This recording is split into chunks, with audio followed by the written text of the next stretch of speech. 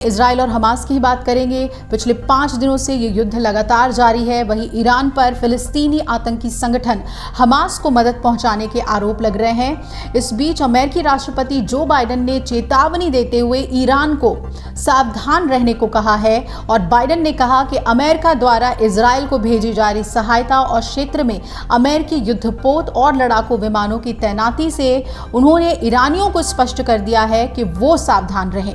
राष्ट्रपति बाइडेन ने कल व्हाइट हाउस में यहूदी नेताओं की गोलमेज बैठक में ये टिप्पणी की। बाइडेन ने कहा कि उन्होंने बुधवार सुबह फिर से इजरायली प्रधानमंत्री बेंजामिन नेतन्याहू से बात की और इस दौरान उन्होंने इस पर जोर दिया कि इजराइल को कोई भी कार्रवाई युद्ध के नियमों के मुताबिक करनी चाहिए। बाइडेन ने कहा, मैं नेतन्याहू को 40 सालों से जानता हूं, हमारे बीच बहुत ही स्पष्ट रिश्ता है और एक बात जो मैंने कही है वो वास्तव में महत्वपूर्ण है कि इजराइल सभी गुस्से और हताशा में भी युद्ध के नियमों के मुताबिक अपने कदम उठाए।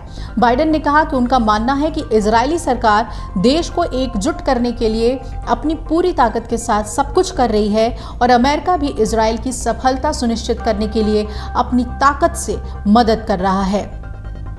राष्ट्रपति बाइडेन ने हमास के हमलों को बेहद क्रूर बताया और कहा कि उनका मानना है कि यहूदी नरसंहार यानी होलोकॉस्ट के बाद ये यहूदियों के लिए सबसे घातक दिन है।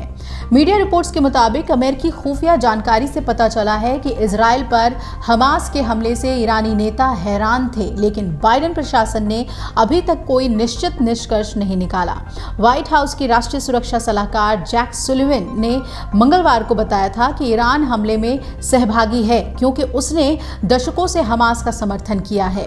हमास के हमलों के मद्देनजर अमेरिका ने अपने नागरिकों को इजराइल की यात्रा पर पुनर्विचार करने की सलाह दी है और अमेरिका विदेश विभाग ने वेस्ट बैंक के लिए ट्रैवल एडवाइजरी जारी की है और यात्रा सलाह का स्तर 3 तक कर दिया गया है, जबकि गाजा के लिए यात्रा सलाह स्तर 4 जो कि सबसे गंभीर है वहां रखा गया है। यानी गाजा की यात्रा ना करने की सलाह अमेरिका ने अपने सिटीजन्स को दी है। इजराइल और हमास में संघर्ष के बीच अमेरिका का गोला बारूद और हथियारों के जखीरे से लदा विमान इजराइल पहुंच गया है।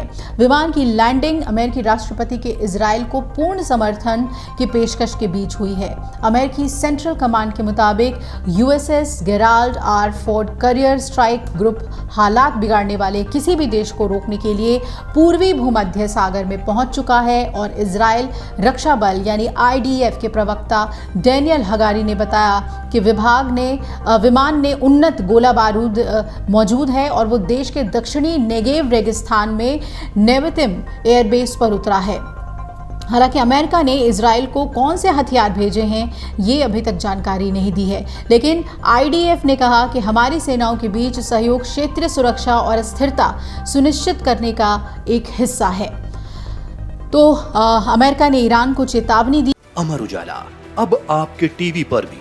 अपने स्मार्ट टीवी पर YouTube पर सर्च करें अमर उजाला, चैनल सब्सक्राइब करें और देखें ताज़ा खबरें, वो भी HD क्वालिटी में। और हाँ, बेल आइकन दबाना ना भूलें ताकि हर खबर हो आपके घर। अमर उजाला, निष्पक्ष, निर्भीक, निरंतर।